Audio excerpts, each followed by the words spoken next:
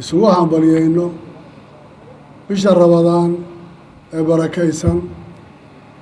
oo bil tobanka hore ay raxmad tahay, tobanka dhaxan ay tahay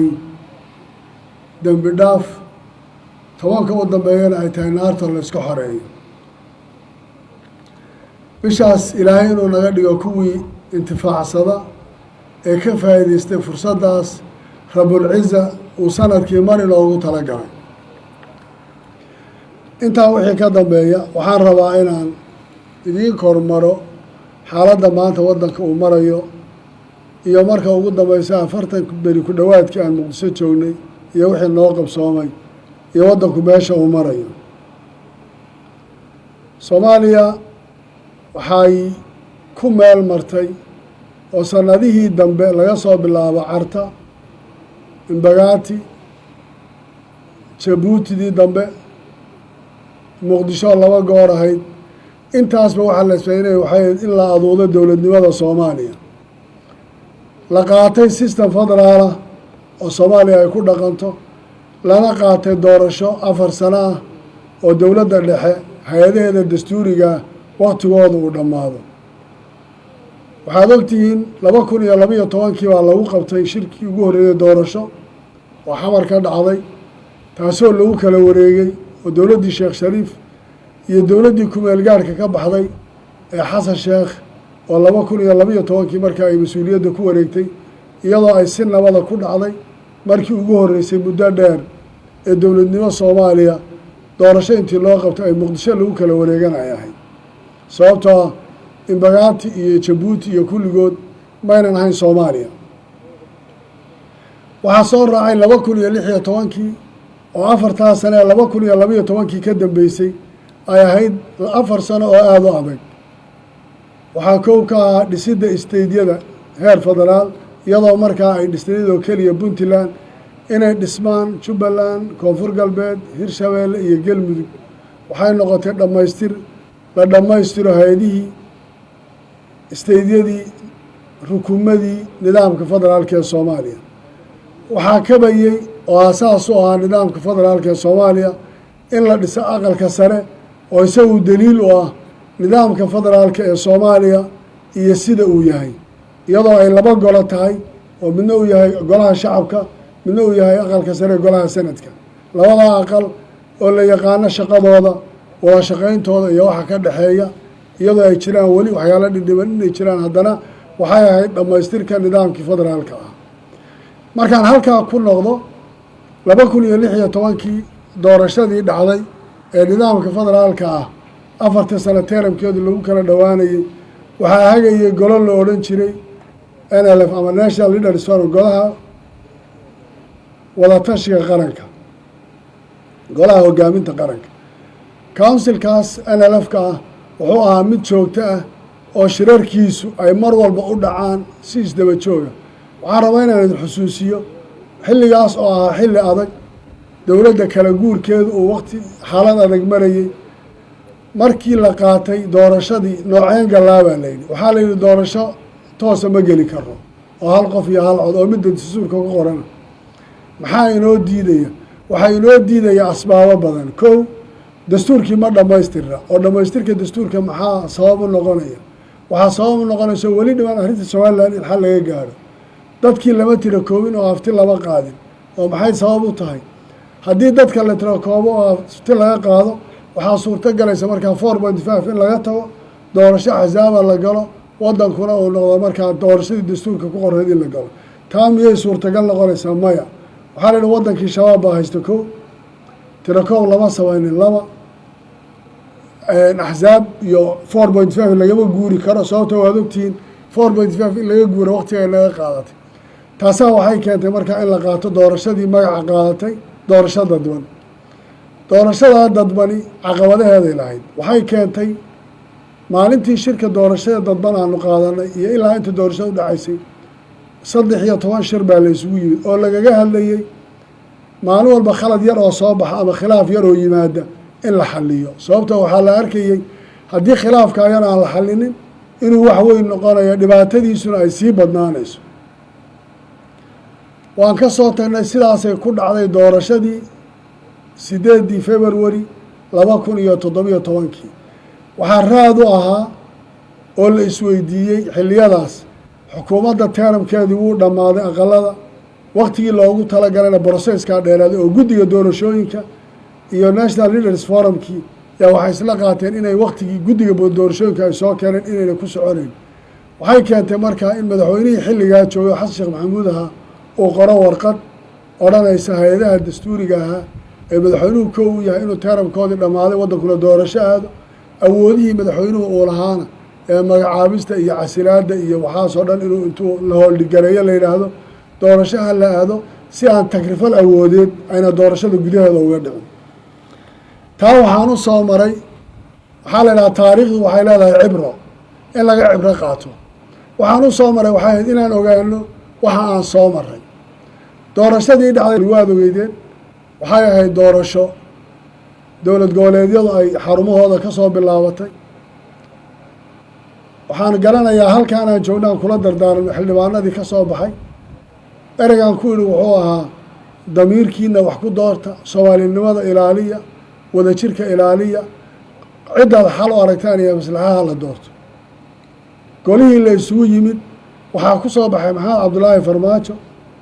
waxaa labada garab qabtay oo labada gacmood la garab istaagay madaxweynihii isaga ku wareejiyey xilka xasan sheekh maxamuud iyo madaxweynihii ugu horreeyey ee siyaasadda kusoo daray oo ahaa shariif sheekh axmed oo ra-iisul wasaaraha ka dhigay oo labaduba ay aada hamuum ugu qabeen inay kuraastaas nasiibkoodu siiyo laakiin waxay noqotay in gacmaha la qabto oo loo baarakeeyo waan garanaynaa markaa rajada dadka soomaaliyeed xilligaasi waxay ahayd waddanku inuu dhaqaaqay isbeddelka noocaa u dhacaya ee xamar ka dhacaya iyo garbaha la isqabanayo iyo sida la isu taagayo soomaali macnahay u samaynaysayba qof waliba dareemayay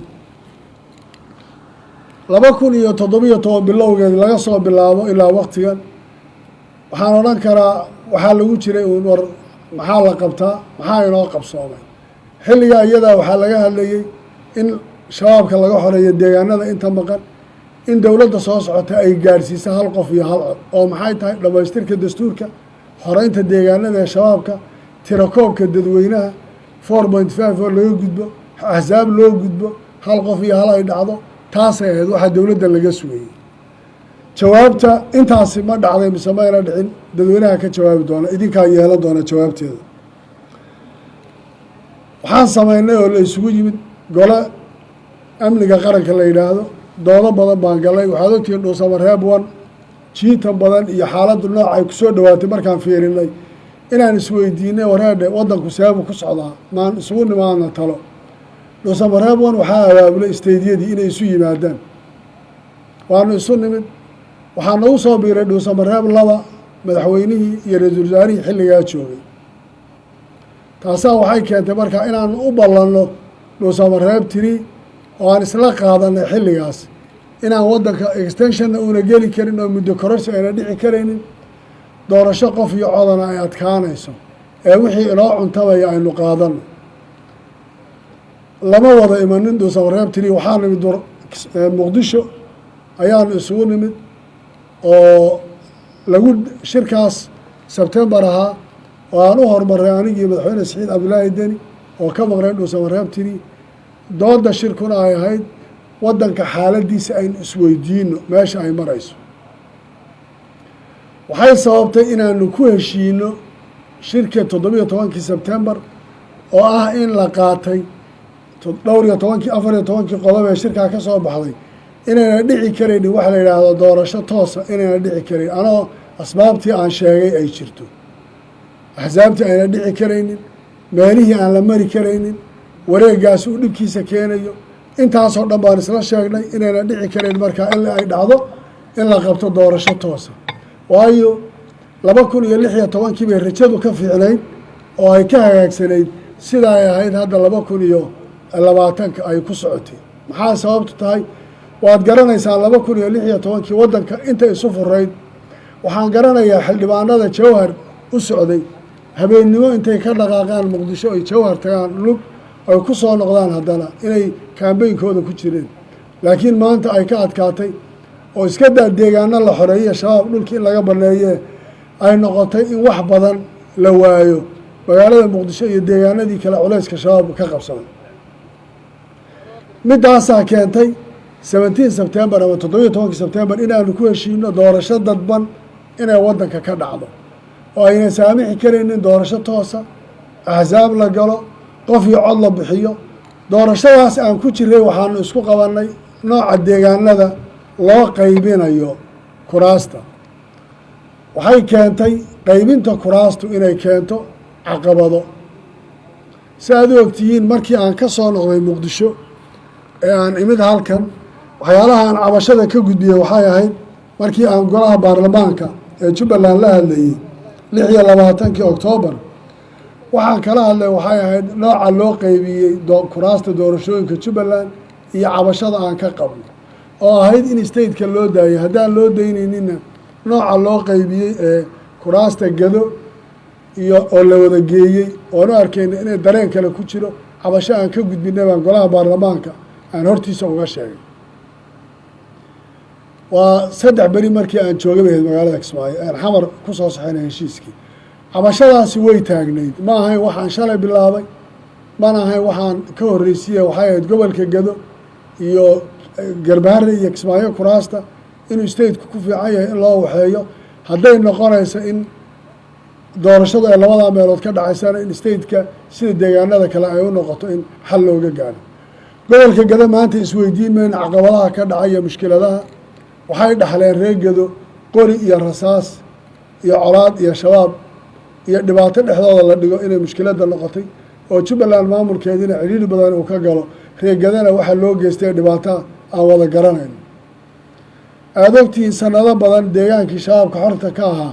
maanta 70 kilomitir ee luuq iyo doola u dhaxaysa 3 deegaan oo shabaabka xukumaan baa u dhaxaysa. awal habeenimo sidii la doono loo soconayay. reer gado oo in badan ka hadlaynay cabashada iyo dhibka dadka loo geystay waxa la lagu samaynayo ama Jubbaland interferka dawladdu ay ku hayso ay ahayd qodob aan xilligaas ka hadlaynay ilaa maantana jira. taas waxay keentay markaa cabashada aan xilligaas soo gudbinay iyo guddiyadii doorashooyinka oo cabasho laga muujiyey iyo arrinta Somaliland 3 qodob oo taagnayd. January baan tagnay ilaa February aan ku gaadhnay inaanu kaga hadlaynay intaa codsanaynay oo dalbanaynay oo lahayn waxaan u baahanahay shir in la qabto oo la isu yimaado. waxaa nasiib darro ahayd madaxda qaranku madaxweynuhu ugu horreeyay inay ka dhaga adeygeen in shir la isugu yimaado iyadoo sidaan idiin sheegayey markaanu 2016 ku heshiinay iyo doorashada 13 shir ay u dhexeeyeen 5 bilood baa u dhaxaysa inta aan cabashada lahayn aan isu nimaadno concern baan qabnaa. annagu weliba Jubbaland arrinta gado iyo sida loo maamulayo cabashaan ka qabnaa. meelo kalena cabasho ay ka jirta inaan intaa hadlayna oo lahayn waxaan u baahanahay shir in la isugu yimaado. waad garan kartaan markaa muddada intaa le shir la-aanta dhacday iyo waxa jiray. shirkii aanu ku yeelanay dhuusamareeb 4 ahaa waxaa ilaahay qadaray iyadoo aan dhibaato badan tirsanayno dhexdhexaadin la galay. nimankii mas-uuliyiinta ee dowlad goboleedyada ay culays badan la saareen inaanu ku heshiinay in doorashadii la qabto. arrimihii aan isku haynana aan xal ka gaadhnay. 5tii bisha markii madaxweynuhu ogaaday in berri oo kale la saxeexayo heshiiskii aroortii wuxuu yihi shir ma dhacaya caawa waana lagu kala tegayaa waqti kalaa laysu soo noqonaya. waataad ogeydeen uu dubba habeen bar qayriyey 3dii habeennimo ee uu sheegay shirkii inuu soo xidhmay iyadoo markaa aanu sugaynay in la isu yimaado oo shirkii wixii loogu talagalay lagu heshiiyo. waxay noo caddaysay middaasi madaxweynaha jamhuuriyaddu inuuna qasad ka lahayn in heshiis la gaadho. waxa uu u socdana mar walba uu ka hadlayay inay dhegeystaan. sababto haddii uu rabo in wuxuu sideeda u dhacdo kulamo badan baa dhici lahaa, waa la isu iman lahaa, waa la wada hadli lahaa, waxbaa dhammaysmi lahaa. marka uu sidaa u tegaya madaxweynuhu waa 5 February 7 Februaryna teeramkiisaa ku ekaa. ma jirin heshiis siyaasadeed oo u ogolaanayo inuu sii joogo. waqtigu 4 sano u ahaa. xasiloonida iyo stabilityga waddanku waxay ku xidhnayd doorashadaa waqtigeedii loogu talagalay inay dhacayso. damac badan baa jiro, dad badan oo mas-uuliyiina damac ka qabay. taasaa markaa waxay keentay in madaxweynuhu baarlamaanka yimaado. ma ayna u suurtogelin madaxweynuhu ereygii baarlamaanka la rabay inuu ku yidhaahdo, laakiin waxay noqotay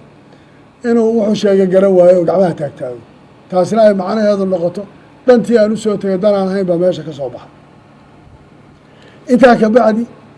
waxaa dhacay inaan dalbanay hala isu yimaado waddankaana hala badbaadiyo sidaanu ku socdana sax maaha teenabka hay-adaha dowladda ee dhammaadayna inay sidaas heshiis siyaasadeed la-aantood ku dhammaadaan inayna sharci ahayn oo sax ahayn waxaa dhacday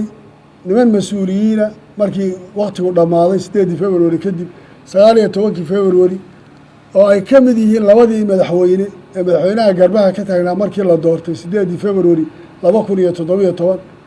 oo ka mid ahaa ra-iisul wasaarihiisii ugu dambeeyey oo ay ka mid ahaayeen guddoomiyihii baarlamaankii hore Sheekh Shariif Xasan Sheekh Aadan inay yidhaahdaan waxaan rabnaa banaanbax iyagoo sidii xortii ulamadow aan wax qoryo awadin oo gacmaha taagtaagay amarka la bixiyey wuxuu ahaa in la soo afjaro 19 February wixii dhacay wuxuu ahaa wax aad iyo aad looga xumaado arrin nabadeed banaanbax nabadeed mas-uuliyiin ay leedahay war banaanbax waxaan rabnaa doorasho xor iyo xalaala oo madax bannaan in la yidhaaha hala weeraro oo qoryo loo qaato waxay ahayd arrin aad iyo aad u adag oo culayskeedana leh dhibaatadeedana iska leh taasay ahayd arrintaa iyadaa waxay abuureysay oo keenaysay oo mar walba ay keenaysay cuqdad iyo hurgumo ay muujisay waxa meesha ka dhacayaa waxa uu yahay taa waxaanu ku nidhi marka waxaan u baahannahay shir inaan muqdisho isugu nimaadno waayo muqdisho waa xaruntii waddanka laba waxaan u baahannahay amniga doorashada in mas-uuliyaddiisa la qaado middaasaa waxay sababtay kalsooni darrada taalla iyo rag wixii ku dhacay inay noqoto inaanu isugu nimaadno xamar oo aan degno xalane waxaan joogay muddo 40 beri 3 beri baa ka dhinay 37 maalmood ayaan joognay magaalada muqdisho shirkaasoon mar walba ka hadlaynay goobta shirku ka dhacaya inay kalsooni ku dhacdo dadka isu imanaya in la yaqaano shirku wuxuu ku dhammaanaya in la yaqaano waxaa tusaale idinku filan kalsooni darradu meeshay gaadhay allaha u naxariistay madaxweynihii hore cali mahdi maxamed markii aaskiisa la keenay janaasadii in lagu tukado way adkaatay waxaa lagu heshiin waayey garoonka ciidanka joogayay siday noqonayso taasi waxay abuurtay oy dhashay in haddii taayir uu qarxo dad badan iyo dhibaato badan ay meesha ka dhici lahay taana ay keentay kalsooni darrada waddanku maanta meesha uu gaadhay iyo meesha uu marayo wax dheer oon sugayna kabacdi waxaa nala soo xidhiiray beesha caalamka oo nagala hadashay shir in la isugu yimaado waxaan ku nidhi annagu shir baan u fadhinaa aniga iyo madaxweynaha puntland waxaanu u nimid shir waxaanan sugaynaa inta xal soomaaliyeed la gaadhayo sababtoo waxaan rabnaa inaan ka howlgalno doorashooyinka iyo waktigoodii waxaa soo raaca sebtembar yaan waxaan u diray February 15 baydhabo guddi technicala oo aan ugu talagalay inay guddigaas bar soo dhoweeyaan waxaan shirka isula iman lahay guddidii 16 markii heshiis go-aano ay soo dhoweysay iyagu heshiis ma lahayna barboskooda ay keeneen waxaa soo raacay wuxuu ahaa 19 oo la iman lahaa wixii ka dhacay daljirka daahsoon iyo weerarkii dhacay ayaa wuxuu ahaa caqabad iyo dhibaato uu geystay madaxweynaha xilligiisu dhammaaday waxay ku soo ururiyeen in la yidhaahdo beesha caalamka ay sukaana keento annaga iyo isteydyadii 5 isteyd aan isu nimaadno oo aan ku shirno goobtii aan ka deganayn xalane ama airportka agtiisa taasoo qaadatay 3 maalmood inaanu ka wada shirayno waxaanu ka hadlayna waxaa kow ka ahayd kalsooni in la dhiso maxay tahay kalsoonidu shirka markaan ka hadalno amnigiisa iyo meesha uu ka dhacayo oon ku heshiinay waxaanu ku heshiinay in shirka ay ka soo qayb galaan dadka Soomaaliyeed ee talada wax ku leh oo ay mudan tahay inay ra'yigooda dhiibtaan waayo dadkaasi waxaa ka mid ah midowga musharaxiinta waxaa ka mid ah bulshada rayadka waxaa ka mid ah ururada haweenka waxaa ka mid ah dadkii saxaayaasha ahaa ee heshiiska ku jiray waxaa ka mid ah beesha caalamka iyo inay iyaduna ay dhegeysi u ahaato iyaduna goobjoog ka noqoto in shirka intaa la isugu yimaado dadku ay nala taliyaan ilaa waqtigii uu dhammaaday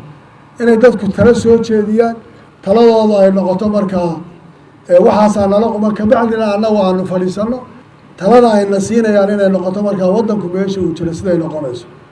waxaa ka mid ahayd in nimankii midowda musharaxiinta oo tirsanaya caqabado iyo dhibaato loo geystay inay sheegtaan cabashadooda ajandahana lagu soo daro inaan ka wada hadalno waana hadalka aada loo warwareejinayo hay-adaha dowladda ee xilligoodu dhammaaday roolkoodu muxuu yahay saaxiibaday waxay yidhaahdeen way adag tahay arrintaas nimankaa musharaxiinta ana kama soo qaybgeli karaan iyo cid kale toona innaga sideedeena aanu isu nimaadno ajandahana laguma dari karo hay-adaha dastuuriga ee xilligoodu dhammaado kala tag kadib waxay noqotay inaan shirkii hoolkii xalalo la isugu kaayo keeno iyadoo uu ra'yi ka iman waayey madaxweynaha xilligiisu dhammaaday iyo cid kale toona inay beesha caalamku isu kaayo keento oan xalalo isugu tagno oo ku wada hadalno oo ka heshiino markaa dadka shirka ka soo qaybgelaya iyo ajandaha aynu ka wada hadalno 3 maalmood baan u fadhinay waxaan ku leeyahay principally waxaan rabnaa 17 September heshiiskii ah in la fuliyo waxaan rabnaa in dib loo fiiriyo heshiiskii barabowskii ama soo jeedintii guddiga farsamada ay soo jeediyeen February 16 baydhabo inaan tixgelino laakiin waxaan rabnaa si intaasi ay u dhacdo inaan kalsooni abuurno oo shirkana dadkaasi ay ka soo qayb galaan hay-adaha dowladda ee sharcigoodu dhammaadayna aan isweydiino roolkoodu waxa uu waxaa xusin mudan markaa 2016 warqadii uu qoray madaxweyne xasan sheekh iyo hay-adaha dastuuriga qaabka loo kala awoodaha sida loo dhigay waayo waxaan ka cararaynaa waxay ahayd wixii dhacay 19 February oo kale inay dhacdo oo ay noqoto in dowladdu ciidanka loo isticmaalo sida loo isticmaalay 19 February oo ay noqoto in doorashadana lagu jujuubo laguna shubto dadkana lagu xidho laguna caburiyo taasina ay keeni karto isku dhac qabiil deegaan bulsho siyaasadeed iyo waddanka oo ka leexda waddadii uu jiray taasaa markaa waxay ahayd waxa aan ka duulaynay haddaba arrinta ah inaan ka hadalno hay-adaha dastuuriga waqtigooda dhammaaday si aad ogtiin 2 aqal baa jira 2 aqal December bay ku ekeed waqtigooda shaqo kastoo la qabanayo waddankan heshiiska siyaasadda asala iyadoo waqtigoodii dhammaaday inay haddana go-aano la qaato qaraaraad la qaatayo wax sharciga maaha ciidankii dowladda ee qaranka oo ahaa ciidan u abuuraa difaaca dal shabaab la dagaalankiisa iyo waddanka inay dadka u sinaadaanna waxay noqdeen kuwo loo isticmaalayo in dadka lagu caburiyo lagu laayo loo isticmaalo bilaa calaykum aan idin weydiiya maanta hal tuulo oo Soomaaliya ka mid oo 4 sano la soo dhaafay shabaab laga xoreeyay ma jirta bale waxaa loo kana shabaab baa loo shaqeeya oo dhulkii shabaabka laga xoreeyay oo dhan maanta kulli iyaga ka talinaya shacabkii baa lagu caburinaya waxaa la leeyahay ciidamada magacyo loo sameeyay dadka kaliya lagu waxay waxaa idinku filan waxa gada maalmo diyaarada lagu daldalayo kuwa shabaabka dagaalka ku jira rasaasta xataa loo soo qaadi lahayo waa arrin aad iyo aad u waxaysan waxaan rabaa inaan idin sheego marka anagu waxaan idhi aan ku dhaqanna dastuurka teeramka waa la yaqaana hay-adaha dowladda waxaan ka hadlaynana waxay ahayd awoodda madaxweynuhu uu isticmaalayo ee hay-adaha amniga loo isticmaalayo ciidan hala kala diro xasha sababta ciidanku waa ilaaliyaal sharciga laakiin waxaan rabnaa ciidanku inaan loo isticmaalin burburinta waddanka iyo dhibaato inay geystaan ee ciidanka ay noqoto inay noqdaan dad u taagan hagidda amniga iyo ka shaqaynta nabadgelyada dadka iyo la dagaalanka shabaab haddii laakiin ciidankii uu noqdo hay-ado waqtigoodu dhammaaday inta isticmaalaan in qaabkaa iyo qaabkaa la yidhaahday waa wax khaldan waxaa kaloo khalad idinku filan maadheed waxaa la yidhi baarlamaan baan fadhiistay golaha shacabka aqalka hoose waxay ansixiyeen waxay yidhaahdeen 17 September heshiiskii ah waan laalay waxaan soo celinay hay-addii doorashooyinka qaranka xalimeeyanay 2 sano aan rabnaa in waddanka lagu sameeyo horta waa su-aale sharciyadda ay baarlamaanku leeyihiin ay ku fadhiyaan waatee ay sharciga noocaasa ku ansixinayaan waa lambarka labaad ee 2 aqal bay ahaayeen markaan 17 September gaadhnay cabdi xaashi iyo labaduba way isla qaateen oo waxay qaateen inay labada guddoon ee labada baarlamaan baa saxeexay heshiisay 2 aqal gaadheen buu ahaa maanta heshiiska aqalka baarlamaanku uu gaadhayo keligii waa maxay xagee buu jira xagee buu ka imanaya ma u leeyahay awood markaan ka hadalno guddiga doorashooyinka lala hadlayo loo yeedhayo xalimeeyanay teeramkeedu wuu dhammaaday mandatekooduna lama cusboonaysiin karayo wuxuu hadday la jiifiyaano bannaantay waa masiibo kale maanta madaxweynaha xilligiisu dhammaaday iyo hay-adaha uu camcamiska ku watahay Soomaaliya god bay ku ridayaan haddaan maanta la iska qabadha waddankaani dib buu u noqonaya meel kale u tegaya ummad walibana waxaa waajibku ah inay tashato isweydiiso xaggee loo socdaa maxay tahay waxaa nala gudboon maanta in shabaab waddankii loo wada dhuuleeyo oo dadkii la burburiyo oo hay-adihii dowladda saa loo galo oo maanta aad ogtihiin magaalada muqdisho maxay faa'iideen muqdisho maanta in jidadkiina laga wada xidho habeen walba cabsi iyo ay ku jiraan dadka in dhibkaa loo geysto dulqaadka ay muujiyeen reer muqdisho waxaan rabaa inaan mar kale iyo mar saddexaadba aan uga mahad celiyo iyagoo garanaya wixii shalay la soo maray maanta laakiin wax kasta oo ka yimaada wax lagu khasbay sababta waxaa loo geysanayaa waa dhibaato aada u badan doorasho sharaf leh oo xor iyo xalaala buu shalay ku yimid madaxweynaha xilligiisu dhawaaday farmaajo maantana waxa uu geysanayay waa middaa boobka ee sharci darrada ee hay-adihii dastuuriga aqalkiisana uu yidhaha iska tago oo uu yidhi aqalkii hoose waqtigiisu dhawaaday sharcigan ii sameeya oo uu diiday dictatorship xilliga jooga oo daciifa oon tabarteedii lahayn inaan maanta meelo kale intaan ku dayano nidhaahno afoorkaan la hagayo 30 sano sida afoorka u haystaan ku haysanaya waa wax aada looga xumaado waxaan rabaa reer Jubbaland iyo Soomaaliba inaan u sheego war ha la tashado meesha waddankan uu ku socdo waa god madow madaxweynahan xilligiisu dhammaaday keliya kursigaa u muuqda wax kaloo uu dan ka leeyahay ma jirto waxaa la xaganayay dhibaatada uu ka hadlayo oo dhan waxba kama jiraan Soomaaliya waxaan odhan lahaa dib ay isu weydiiso waxgaradkeeda iyo cuqaasheeda idinka idiin taalla reer Jubbaland waxgaradkiina caawa Kismaayo jooga waad fadhidaan waxaad ka tashataan oo isweydiisaan waxa meesha idinkaga soo socday iima muuqata natiijo islaam baa waxay tiri wiilkooda xanuunsanaya tiri indhihii kuwii hore meeshay mari jireen oo kale u maraya macnaheedu waxa weeyaan kuwa hore ka dhiman jiray markaa waan aqaanaaba tiri xilliga sidan oo kale markay noqoto waxaan aada quus uga taagnahay nooca jira iyo waxa la samaynayo iyo ciidankii loogu talagalay sugidda amniga iyo dadka inay udhexeeyaan waxa loo isticmaalayo iyo waddanku meesha ku dhacayo waa wax aada u waxaysan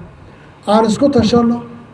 talooyin badan baan geli doonaa shirar badan baan isugu iman doonaa dadka ra'yi baa la weydiin doonaa waxa aan maanta ku suganahay laakiin waa xaalad adag oo aada looga xumaado oon isleeyahay dhibaato iyo mushkilad badan bay abuuri doontaa oo aan Soomaaliya ayna meesha ay maanta laga sugayo meel kasii adag gaari doonto sidaa daraaddeed kor iyo hoos baan idinku celinayaa waddankaani hadduuna doorasho gelin oo hay-adaha dowladda dastuuriga xilligoodu dhammaaday ayna garanin waxa ay yihiin oo aan loo noqonin wixii shalay lagu kala baxay say iyagu ku yimaadeen 2017 ayna garanin shalay iyagu ku yimaadeen waddadii ayna qaadin dee waddanka waynu naqaanaa siduu ahaa iyo wuxuu ahaa waan ku talagelaynaa inaan doorashana u diyaar garowno difaacannagana aan adkaysano shabaabna aan la dagaalano waxaan rabaa inaan u soo jeediyo ciidanka qaranka Soomaaliyeed ciidanka qaranka Soomaaliyeed waxaa loo dhisay ilaalinta sharciga la dagaalanka argagixisada sugidda amniga gudaha iyo midka dibaddaba laakiin looma dhisin in dadka lagu burburiyo lagu caburiyo lagu cunaqabateeyo saraakiisha ciidamadu ha ka fiirsadeen tallaabooyinka ay ku dhaqaaqayaan iyo amarada guracan ee la siinayo ee la leeyahay sidaa iyo sidaa yeela waxaan aada uga nin la yidhaha Jamaal Saadiq John oo hadlayay yani ereygu ka hadlayay wuxuu ahaa wixii la ii dhisay mayna ahayn sidaasi waxay ahayd arrin aada iyo aada u waxaysan yani waa qofka ugu dhow waa la isticmaalay laakiin maxaa u soo baxday nooca dowladnimada ay ku socotay inaan ahayn wax sax sidaa daraaddeed waxaan leeyahay saraakiisha kalena dib u noqda meeshaad joogtaan waddankiina u taliya dadkiina u tura dareenkiina qaata aada iyo aad baad u mahadsantihiin waan rajaynayaa inaan shirar dambana qaban doono wabilaahi towfiiq wasalaamu calaykum waraxmatullahi wabarakaatu